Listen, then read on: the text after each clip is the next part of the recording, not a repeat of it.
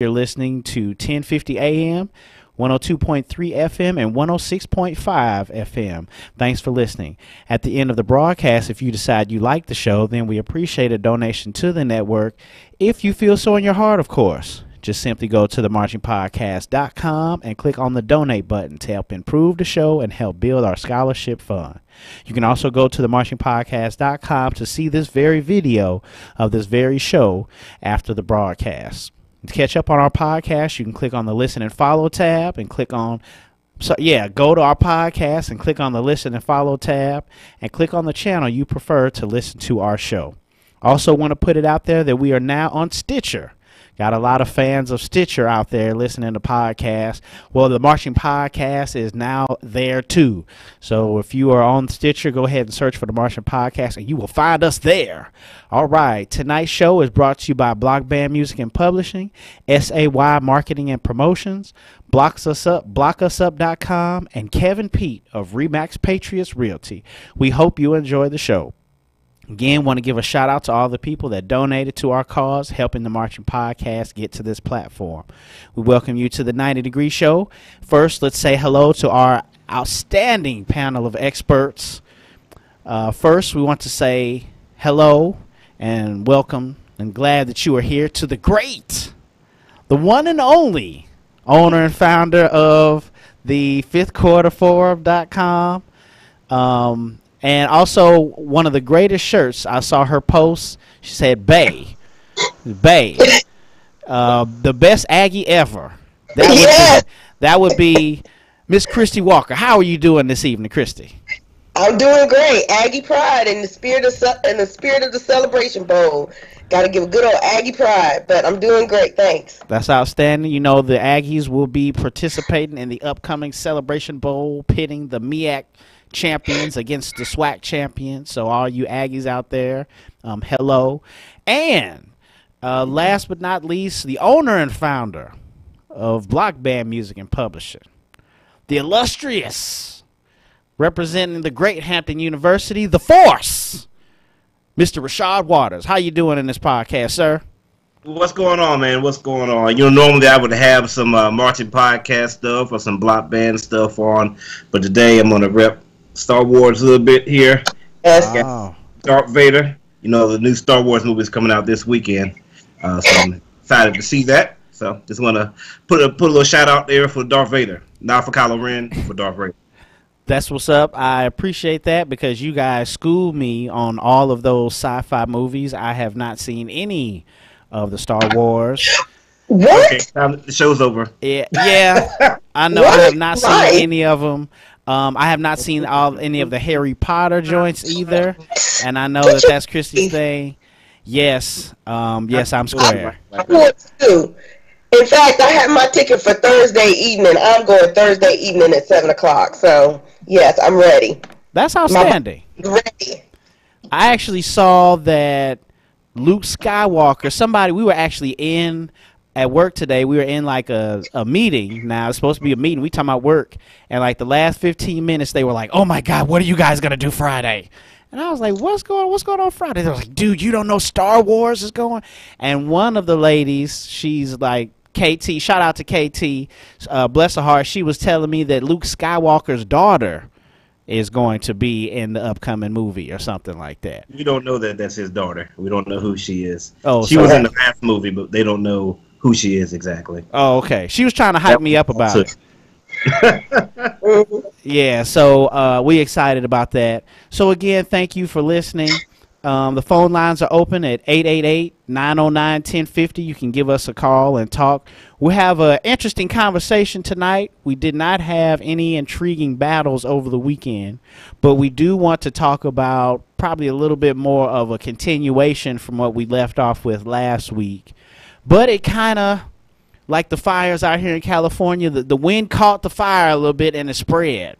Mm-hmm. And so there was some interesting talk about that. We'll talk about that tonight. And if we have time, we'll scoot it in there, talk about what jumped out to us this year in 2017. A lot of interesting stuff happened.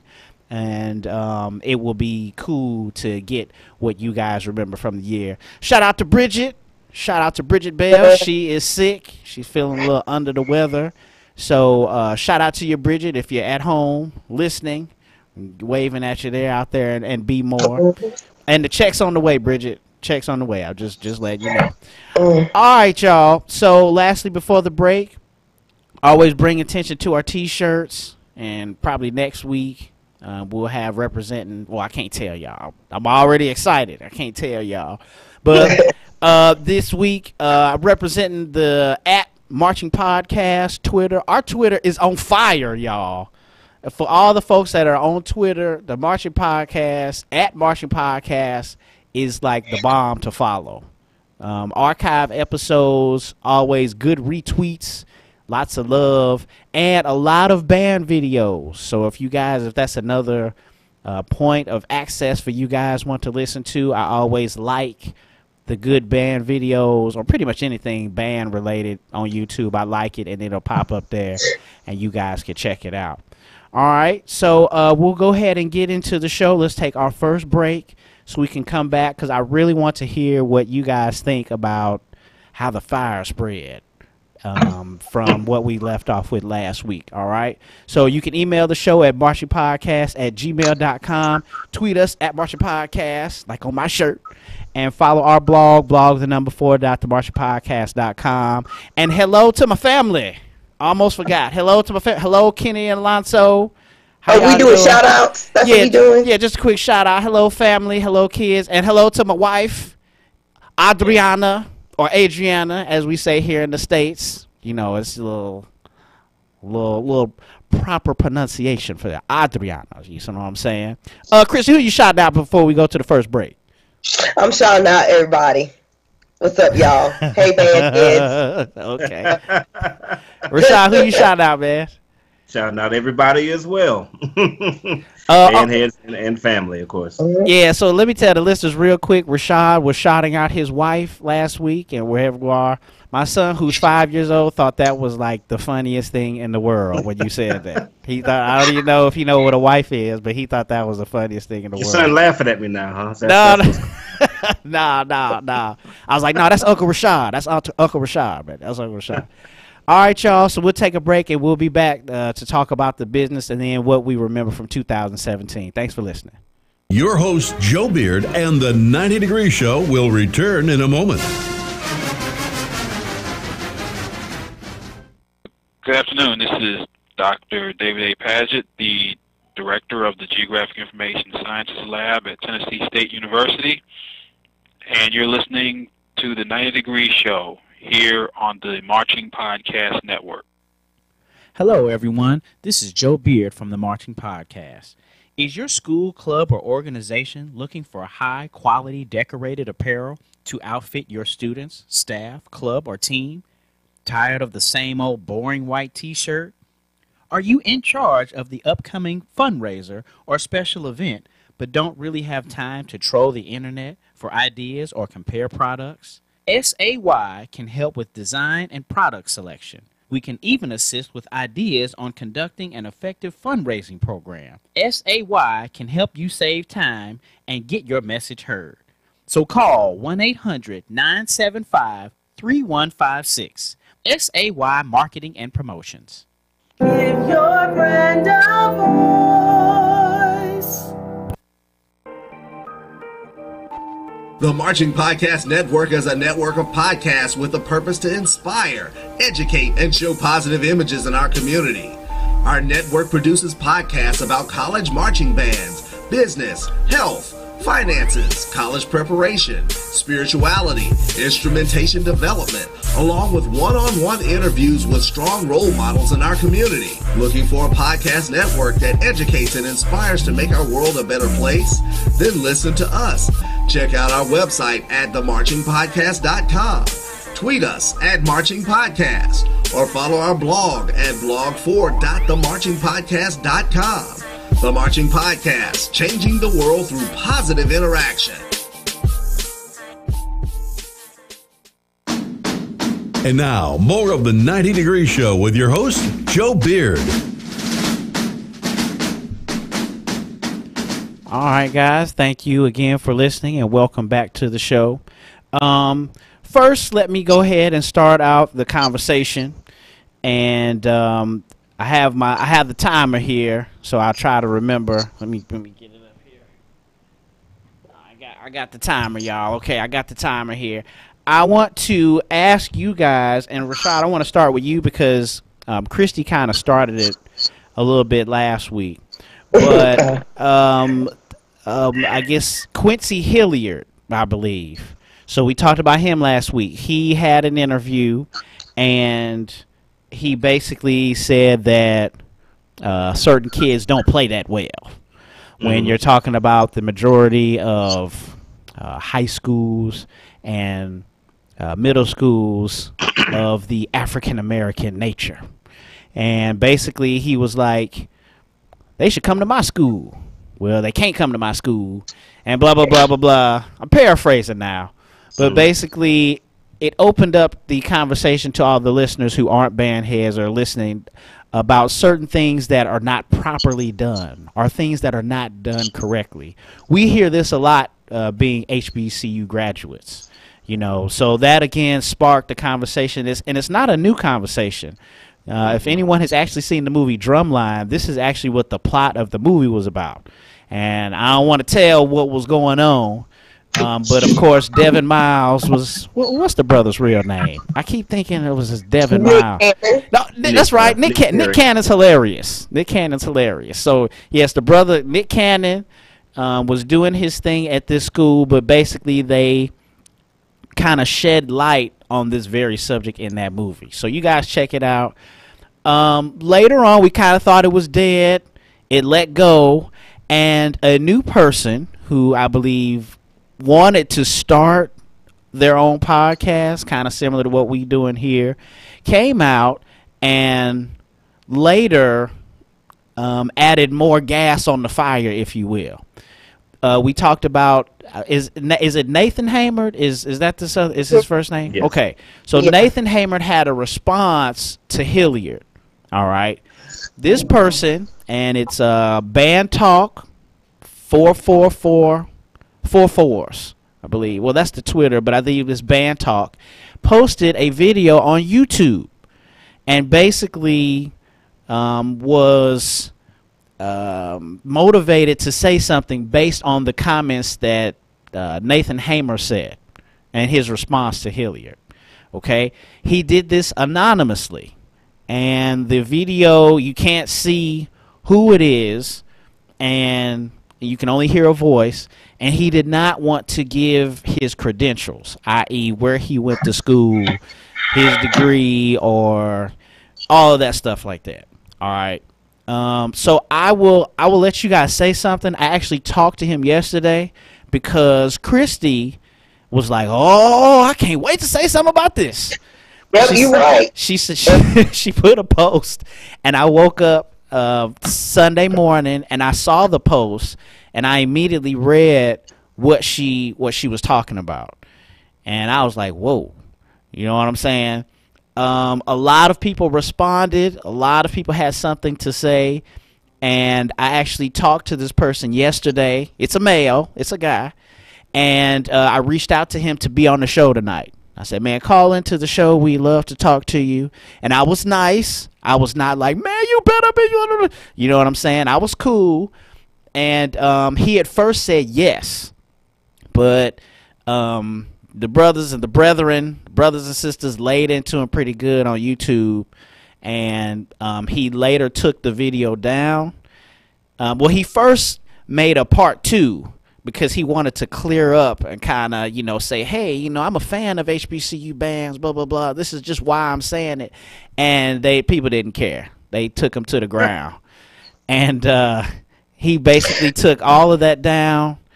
And then he called, and in my talking to him, he said, no, I don't want to be on the show. He's like, I do not, I don't want this to define me. I still got a job. I got a reputation. I don't want... And y'all can see Christy's voice or see Christy's face, her reaction. He didn't want to proceed forward. So I will let you guys know what we talked about. But Rashad, I'm going to go ahead and give you your time here. And then Christy, I'm going to give you your time. And then I'm going to kind of let you know a little bit of our conversation. So go ahead, Rashad. What do you think? Actually, Joe, if it's okay, I'm going to deflect to Christy. Number one, she seems ready to go. But number two, I actually started listening to the video. I think it was on yesterday, and then by the time I got around to getting back to it, because I only listened for just a few minutes. By the time I got around to it again, it was gone. So I really don't know exactly what he said, and so I definitely would deflect that to Christy so I can kind of hear some of the comments that he said, so I can give my thoughts on that. Okay, so Christian, I'm gonna go ahead and give you your 4 minutes, and then I'm sure we'll get back to you because we have some time. But Christian, what did you think about the video and just the topic in general?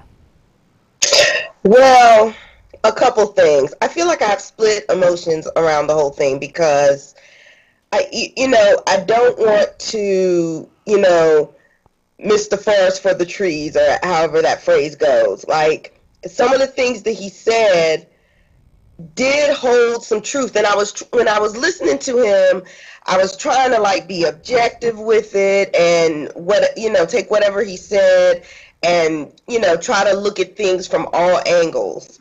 But before I go there, but some of the things that he said were that he in Louisiana, I think it was something, and let me just say, I did not watch part 2. I didn't even know there was a part 2.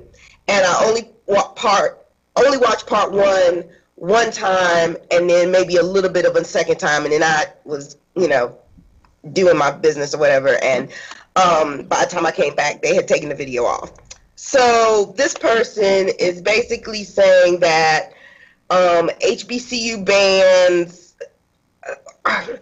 they're less qualified, less musically inclined. I think he was using this opportunity to go in and bash people who march for HBCU bands, saying that they're kind of lesser than, and they don't learn the proper techniques, and he just kind of went off. I think what frustrated me was the fact that he did this without showing who he was, and that's what frustrates me, because y'all can see us doing the podcast right now. Anything I say on this podcast, you see me saying it. I have nothing to hide. If I'm wrong about something, I'm wrong. If I'm right, I'm right. I have nothing to hide. We all up here have nothing to hide. We back up what we say. And it's like he threw a rock and then hit his hands. And he did that by not showing up on the YouTube clip, and then when Joe tried to call him and talk to him, he didn't want to say who he was because he had a reputation to uphold and all of this. Be a man about it. Make your words, stand behind your words, say what you mean and mean what you say. And I don't know, it just reeks of e-thugism. I just can't. I just can't. That really frustrated me. But I did try to take some of the things he said with a grain of salt. He wasn't totally lying about every single thing that he said, but it was just the way that he presented it. It lost me. It didn't get credibility with me because he didn't even want to say his name. He didn't even want to tell Joe, because Joe called me. Joe, you called me and talked about what happened. He didn't even want to tell you what time zone he was in. Quarter of a country, and you couldn't even say I'm on the East Coast, I'm in Central. Really? You couldn't give your area code? Really? I don't know. It rubbed me the wrong way. So yes, Christy is right. When I talked to him, and when he said sure, I'll be on the show, he was cool about it. But then he sent me an email later, and he said, "Can we talk?" And so I wanted to make sure that when we talked, and if he's listening, you know what I'm saying, I'm not bashing the dude. I just wanted to make sure that I was not going to give him the questions that I have for him, because I have specific questions. Oh yeah, he tried to be slick too, and tried to get them questions in advance. Nah, bro, that's not how this works. I wanted to make sure I did not do that, but I did want to tell him where I was coming from, and I said it last week in the show. You guys can check it out. there was some validity to what him and what Hilliard are saying. And I think all of us as musicians and even the music educators, they will tell you that. But, of course, it's the way it happened. And so I talked to him a little bit, and Rashad, I'll let you go. But yeah, I will tell you guys a little bit about the conversation we had. And then after Rashad goes, we got somebody on the phone. I think there are a couple people on the phone.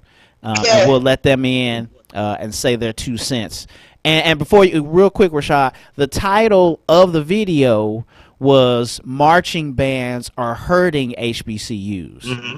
So that was the thing. Like, it was about musicality and all that stuff, but when you actually put the marching band in there, he was saying like the actual marching band and what he hears is actually hurting HBCUs. And can I say something really quick? Yeah, go ahead, Christy. I do have to say, because that reminded me of something.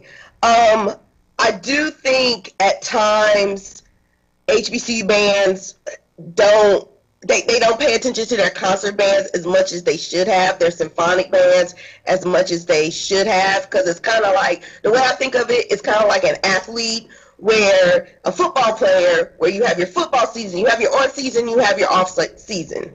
And if you're not training well in your off season, if you don't have a good off season, I don't care what kind of like abilities you have, you're probably not going to have a good on season. So that's the way I kind of think of it, like with symphonic band and concert band. I think a lot of HBCU bands may be, marching band all the year round, which ends up hurting the musicians and hurting the program.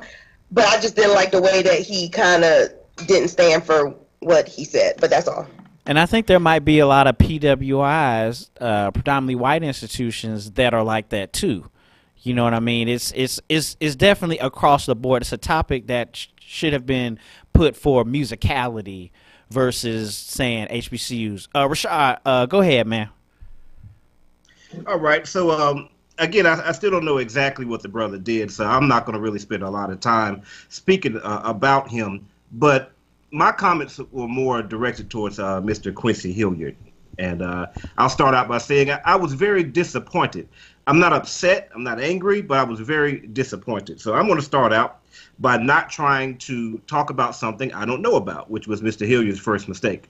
I cannot address the abilities or lack of abilities of those students in the schools, in the black schools in Louisiana. I can't say how good they are or not. So I'm not going to try to say, hey, this is how they are.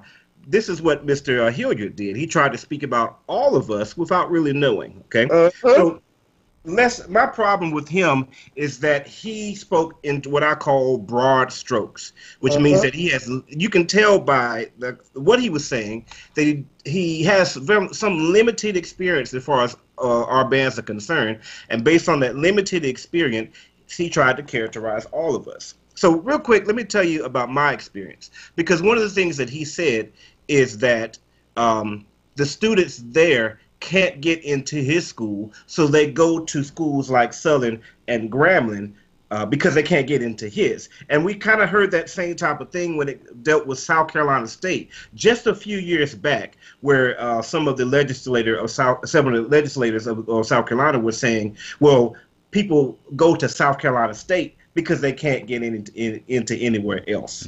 And that is just not the case. And that is not the case when it comes to our show-style bands or our traditional bands. My experience, I was a pretty good trombone player. I mean, I wasn't the best, but when I arrived at Hampton University, I was in for a rude awakening, because those are some of the best musicians I have ever seen in my life. Now, upon graduating from Hampton University, I then attended University of North Carolina at Greensboro. University of North Carolina at Greensboro is, at least at the time, the #1 school of music in all of North Carolina, #2 in the Southeast. So they've got some really talented musicians there. But I don't hesitate at all to say that the musicians that I marched with at Hampton in the trombone section are far better musicians than the ones I saw at UNCG. They had the current director. We have a song. Joe, you play this as a part of your intro. Rolling Thunder. Dun, dun, and you go, and the the version that you guys play on here is dun dun dun dun dun dun dun dun dun dun dun dun dun dun. We always played it. This is the trombone part. I love this. Marches. Yes. And it only got faster from there. Well, that's a tough song to play. But let me tell you something. When the current band director at Hampton got to Hampton, he not only could play that song in the key of F minor, but then he could modulate it. So he went, and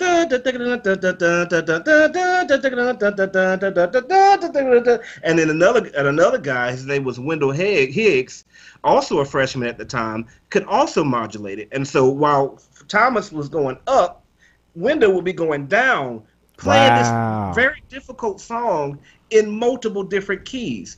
The former band director at Hampton, Rasan Holmes, could play anything that you heard. I mean, he played the waterboard from Super Mario Bros., which is, and he's triple tonguing all over the place with this. Oh, I didn't see it at the UNCG, you know. So to say that these students came to Hampton because they couldn't get into any place else is just ridiculous. And I know that speaks for Florida A&M and Southern University and many bands across the nation. These students go to these HBCU programs, and I'm not speaking about everybody, maybe some of them couldn't, but most of these kids that are really good musicians, they go to these HBCU band programs because they want to be in those band programs. Okay? 15 seconds. Wow, man, you get yeah, okay. We'll come back to it. We just give the people on the phone to talk, but we'll come back to it. Okay, cool. That's it. Okay, all right. We have a person on the phone. I think it's Kyle. Kyle. Yeah, it is. What's going on, man? How you doing? I'm doing pretty good. How about you? I'm doing good. Thanks for calling in. Hey, Christy. Hey. I haven't heard that voice in a very long time. I'm also an Aggie, so of course I'm from Christy's neck of the woods. In talking about this topic, so I'm a music educator. I teach in a very small school system in Graham, North Carolina. It's about 30 minutes east of Greensboro. I think about 30 minutes. So originally, when I applied to go to college, my dream place was UNCG. I auditioned for UNCG, and at the time, Court McLaren, who's a pretty famous percussionist, you've probably seen books from him, you've heard work from him, he owns C. Allen Publications now. I auditioned for him and did not get into UNCG. That very same day, I applied at A&T and had a good enough audition to get in there. When I got to A&T, obviously I am a white male, and it was a huge culture shock for me because I had marched corps style my entire life, and people had come from my high school, which is a little podunk high school in the middle of nowhere. They had come to A&T, and they had told me all about it. When I got there, I thought I was a pretty good drummer. I was not comparatively. And I learned a lot in those first couple of years about HBCU style and the way it contrasted and compared to other ones. And I saw the video you guys were talking about, and I actually posted on it as well. The thing I don't like, and I get a lot of looks when I tell people where I graduated from and what I studied, because they expect, oh, why didn't you go to UNCG? Why didn't you go to UNC? I got accepted to UNCG, got accepted to Duke, got accepted to Carolina. I'm a Duke fan, but I would have gone if they'd have paid for it. I got accepted to these places, but in the end, I chose A&T because, number one, the school had a very small school of music, so there was maybe one teacher for every 10 students. You're not getting that at UNCG. You're not getting that at UNC, and nothing against those. I have a student at UNCG now, but I chose it because the atmosphere I needed was probably the best one I was going to get. I was taught by Jeff Calisi, who's a world-level percussionist. I was taught by Jonan Keeney, who now teaches at Limestone College. And I was taught by Mike Lasley, who came from UNCG. He's got his doctorate. These guys were not slack on me. They pushed me to be one of the best percussionists I could possibly be. And for someone to say that these people don't apply for their schools because they can only get into HBCUs, well, I can tell you some of the kids that come from A&T right now would drum circles around me. You know, looking at Cold Steel now and looking at the kids that study music, I mean, these kids are phenomenal. These are the kind of kids that I try to train in my program. So for someone who has no knowledge of the subject, I'd invite somebody like that and say, all right, come sit your kids down at A&T. Come sit your kids down at Central. Come sit your kids down at Fayetteville State. These are 3 HBCUs in North Carolina that have high levels of music performance. And while they're not on the same level as UNCG, because obviously UNCG, like Rashad said, #1 in North Carolina, now one of the #1s in the entire Southeast, much less the country, you know, we compare. We compare. There are people that graduated from UNCG the same time I graduated from A&T, and they are not teaching. There are some people that graduated from UNC that are not teaching. Your program doesn't prepare you for anything. I learned more outside of my program than I did in my program, and that's just because that's the way college works. But when someone makes incendiary topics like this, it's like Christy said, you know, you come from a basis of no knowledge. You come from a place where you don't have experience. And I have a lot of people look at me crazy, and they're like, you know, you march there? Yeah. Go march for them. I can tell you there are kids there right now that can play circles around anybody else. And then there are kids that maybe aren't the best. Maybe they're sitting 3rd or 4th clarinet. But I can tell you, marching under Kenneth Ruff, he loved marching band. He liked marching band, but he loved concert band. Oh, yeah. He loved concert band. I was pushed harder in concert band than I ever was in marching band. And even being a drummer, I'll say that. So for someone to make these kind of comments like that, it makes me question them as a music educator. Because I've seen concert bands from Jackson State, from FAM, from Southern, and they play just as well as any other concert band I've seen. So I have to wonder, is he a music educator or just someone that teaches music? Well, that's funny that you say that. When I talked to him last night, I'm not sure if he is an educator, but he marched for a PWI. And what kind of started this, I think, in his soul, if you will, is some people in the band room basically were saying, hey, man, let's play neck. Or they have seen like Southern, or they've seen some other, and I'm assuming it's Louisiana, because a lot of this talk is around that area. So what happened was he. Your mic went out, Christy. What'd you say? I was going to say schools like an Attack, they have few songs. Okay. And basically, he did not like the mood of the band room when some of his other students or some of his peers were trying to be like, hey, let's try to do something like this. So that is what kind of stirred up things. And I think when he read Hamer's response, he didn't really like it, and then he put out the video. So what he also did, he also said, I don't want to just criticize people. I want to give tips, and I want to, prove my point. He listed 4 schools and their concert bands. One of them was North Carolina Central. I think one of them was Alabama State, and I think one of them was Southern. And he basically said, listen to this concert band. It sounds like the marching band. So then he said that he gave some suggestions to say, okay, maybe you should only be in the marching band for 2 years. And then after your third, like if you're a music major, you should then, in the last 2 years of your degree, you should then focus more on tonality and technique, if you will, concert band. And then he also said you should bring someone in, like a professional musician, to expose the students to like what they should be sounding like or what they should be. So I let them know that you didn't say anything about the premier programs. These bands might not be as good, or they may sound like the marching band. But what about Florida A&M? I know because they are hardcore. I went there for band camp in '95, and everybody was playing Fight of the Bumblebee. I was like, hey, well, what? Like, what? Why are y'all doing that? You know what I'm saying?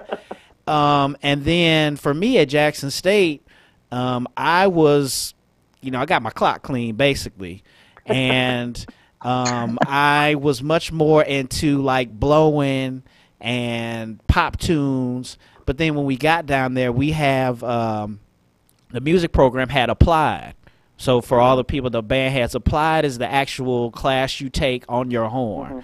So you then you have an instructor, and they sit down with you, and you actually have a lesson. I got a D in applied. All right. Now, I thought I was a pretty good trumpet player, but Dr. Ware, that's who was my trumpet instructor for Ware, he kept giving me stuff out of the Arbins book and these etudes and this hard stuff. And I was like, dude, how come you ain't asking me to play you some of the stuff I'm supposed to be memorizing?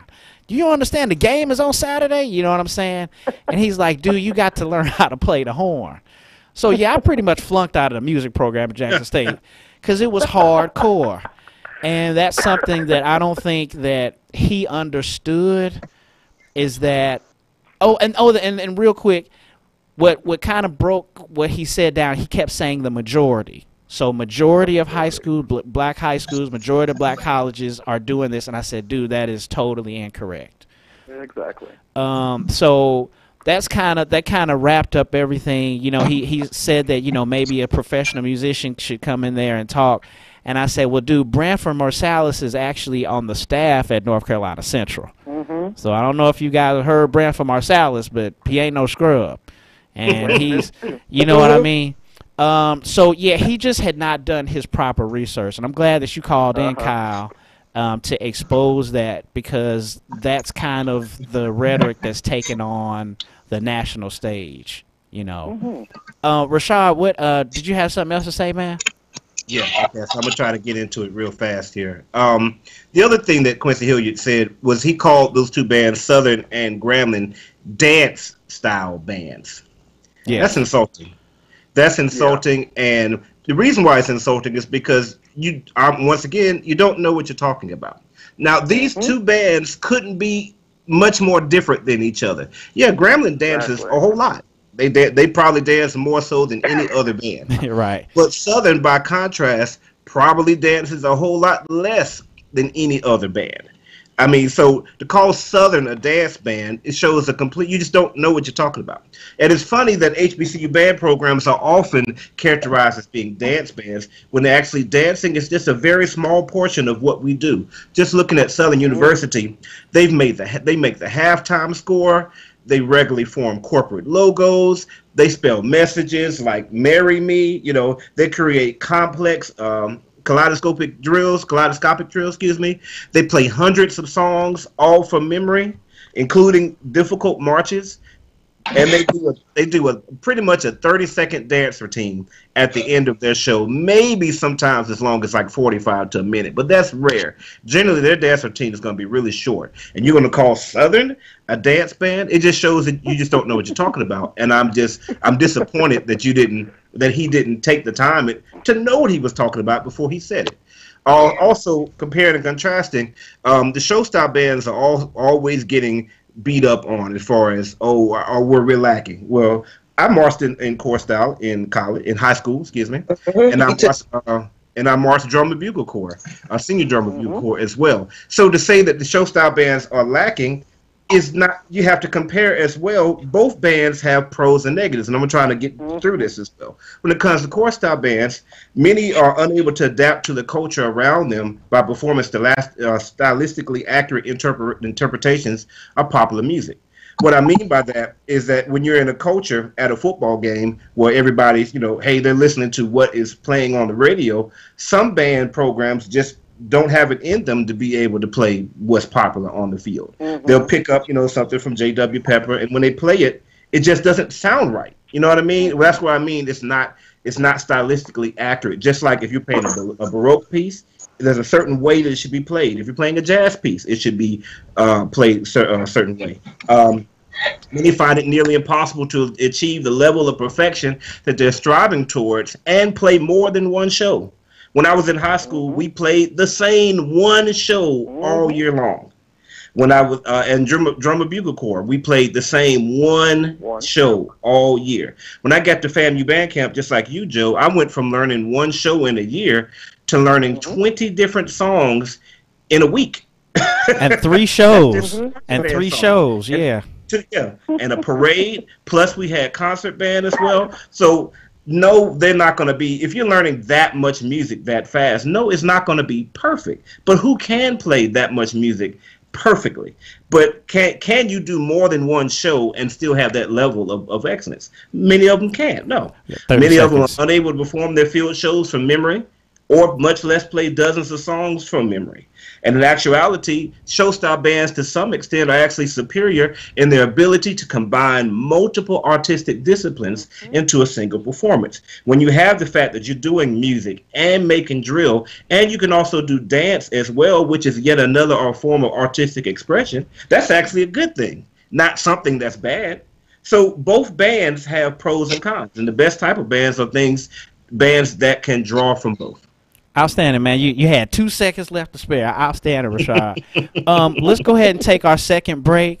Kyle, we really appreciate your call. I'm actually really, really glad that you called and said what you said, because that hopefully would shed a light or actually help those folks that feel that certain type of way about these bands. So we appreciate it, man. We're going to go to our break, and then we're going to come right back to finish up the conversation. Listen to the 90 Degree Show, and appreciate you listening. Your host, Joe Beard, and the 90 Degree Show will return in a moment.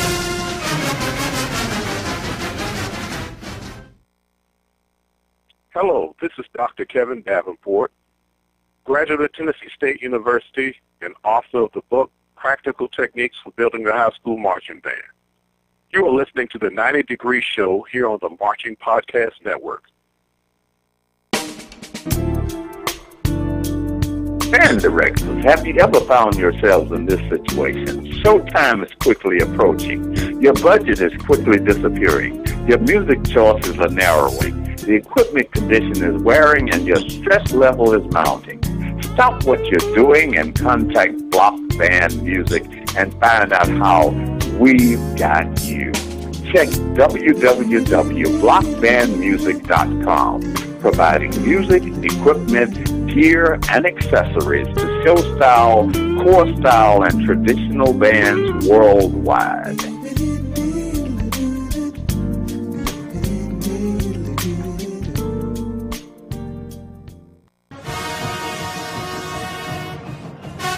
The source for fair and factual information on your favorite college bands, blockusup.com. Well-written articles, in-depth band performance analysis, helpful resources for band directors, fun band-related topics, and exclusive interviews with some of today's brightest and most talented leaders of college marching bands. Visit us at blockusup.com, the meeting place for band fans and band directors.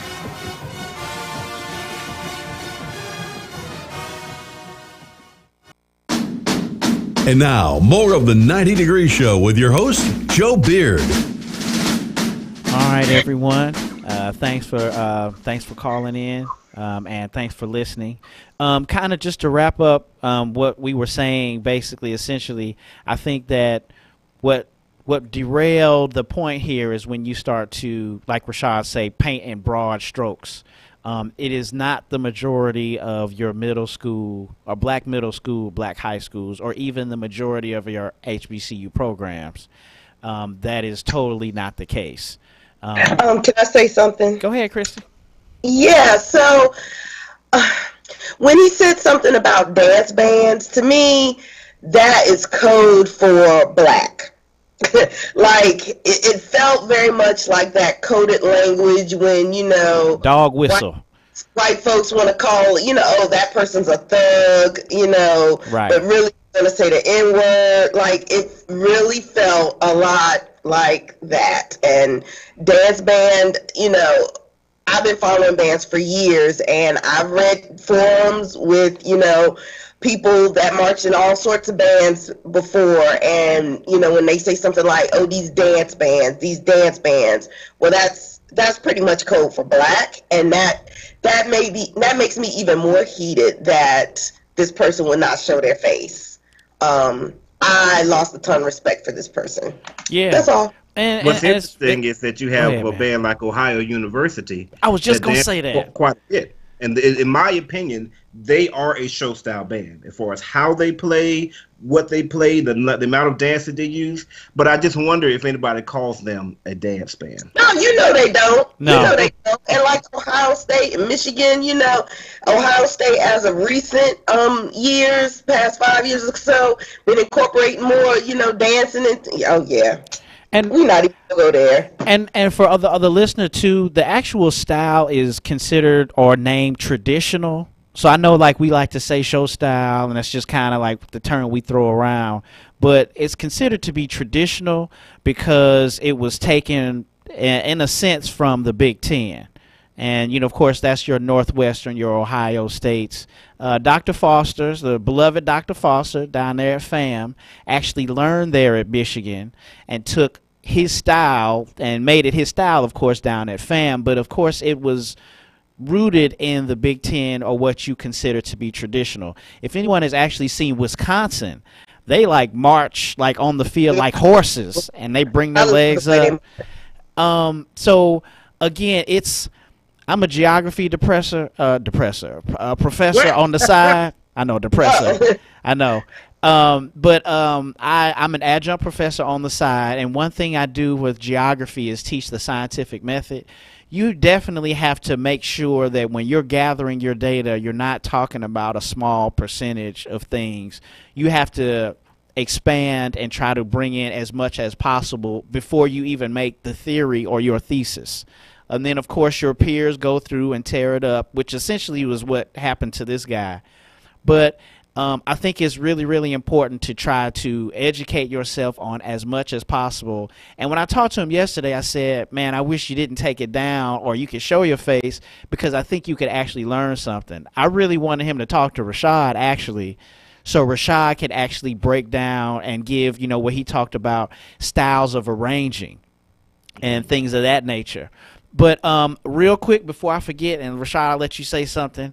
I got a book here. I just got a text. This is from Dr. Kevin Davenport. Our Director Series podcast that we have here on the network is 2 middle school and high school directors. Like you heard on the promo, Dr. Kevin Davenport is from Tennessee State. He's now the director at Simmons College there in Louisville, Kentucky. It's called Practical Techniques for Building the High School Marching Band. Again, and you guys could tweet or Google Director Series with the Marching Podcast, and we do the series based on this book that he wrote. And the nuts and bolts of this book essentially is that your marching band is only as good as your concert band. It's all about the concert band. And you definitely have to make sure you're building and growing musicians as opposed to bandsmen. Me coming from St. Louis, band was not like a high thing. And I would show like on BET trying to like pull my horn out and play the songs I heard. And then I think I auditioned for my district honors band, I think my junior year.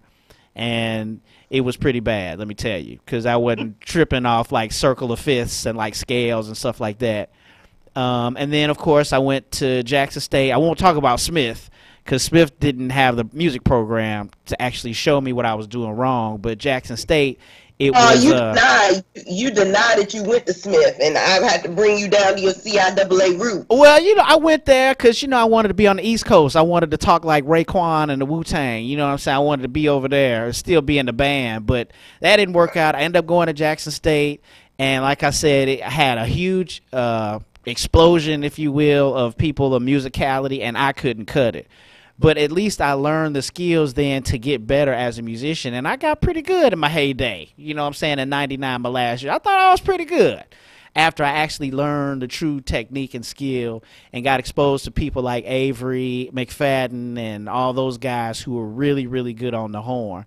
Avery McFadden came from Wilson High School in Florence, South Carolina. So again, it's really trying to expose yourself and gathering as much data as possible. But like Christy said, that dog whistle, if you will, I think, and I hate to say it, I think down in his gut, that's where it kind of rooted. Where he was in the band room and they said, man, let's do something exciting. Let's do something like Southern. And he was like, no, I don't like that. You know what I mean? And that actually then snowballed, if you will, into the YouTube video, which was just misinformation. It was not true. And even Hilliard, too. It is not the majority of the schools that, quote unquote, teach this dance style. It is traditional style. And they're doing it for entertainment. He did say on the second part he loves HBCU bands and he thinks that they're doing the prime purpose to entertain. But he feels that the actual musicality is actually being lost, which is just untrue. Rashad, I'll give you a couple minutes, man, before we close out because it's already almost 7 o'clock. Anything else that you wanted to say about this? Yeah. So the whole concept of what we're called traditional versus show style band is a whole other conversation alone right there. I'll just real briefly say that I feel that show style is a type of traditional style band, that we are traditional style bands, but we're not just traditional style bands, that we're show style bands as well. And because there are differences, even though we march the same, there are differences in the things that we do and the way that we play than some of the traditional bands from up north. Now, in order to let me channel my Janelle real quick here, my Bridget real quick here. I'm not trying to say that everything that these guys have said is completely wrong, or perhaps what they really feel, as far as there are some programs that are playing with bad technique, and not only are they playing with bad technique, but they are really publicizing it. And yeah, there probably are a lot of high schools, even core style bands, that think, oh, when I want to sound like A&T, or I want to sound like Southern, I want to sound like this, and that's how they think to play. Right. And that's unfortunate. And so there are some things that need to be fixed there. I'm not saying that whatsoever. However, when you say, oh, these are dance style bands, or these students can't get into my band programs, or this and that and the other, that's where I really take issue. And I really would love to have a great conversation with Dr. Hilliard and just kind of really fill him in on some things. And hopefully we can build a good friendship based on some, respectful learning. That's outstanding. That's outstanding, Rashad. You hit the nail on the head. And like we all said, there was some validity. And I told him, too, the guy, when I talked to him yesterday, I said, man, Bridget on our show hates the word crank. Crankfest is like crunk, and a lot of people, even I know that I've said at Jackson State, like standing crank and all that, but then folks in like Bethune-Cookman, they say, oh, well, we don't crank and all that. That's still in the same HBCU community. I like what you said, Rashad, about like is a different tile, like maybe traditional is like the overhead, but then there's like points of traditional, kind of like how you broke down style of arranging. So again, it's really educating yourself on as much as possible before you come out and be like, oh my God, they're hurting the band because the majority of people, you know what I'm saying? Y'all know what I'm talking about. Christy, anything to close? I think I got the sign for the 2 minutes, like 30 seconds ago. Anything to say before we close out tonight? No, I think I'm pretty much good to go. I mean, I can't with this person, and until he shows his face, he, is in one ear, out the other. He needs to come to the Honda. Yeah. You want somebody else come to Honda on this call? Somebody else. Joe ain't coming, so that we need to let that dude come in and get Joe's spot. I'm coming to the Queen City, and I'm going to Honda 2019. I will be there. Okay. Rashad, anything to close out the podcast, sir? Just Merry Christmas to everybody. I'm sure we'll get a chance to say Merry Christmas again, and I look forward to seeing Star Wars. All right, y'all. Yeah, we will be back next week to talk about the Celebration Bowl, A&T versus Grambling. If you're interested in becoming a sponsor or a patron to the Marching Podcast, please contact the show. We'll give you the criteria so we can start to pub your business using our platform. We've come to the end of our show. Check out the website and donate what's in your heart to themarchingpodcast.com. Like us on Facebook. Follow us on Twitter. Thanks to you for listening. And remember, the lectures you deliver may be very fine and true, but I'd rather get my lesson by observing what you do. See you next time.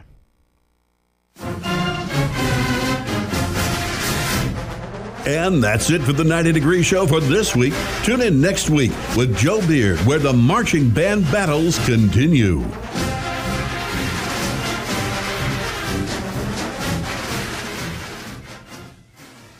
KCAA Loma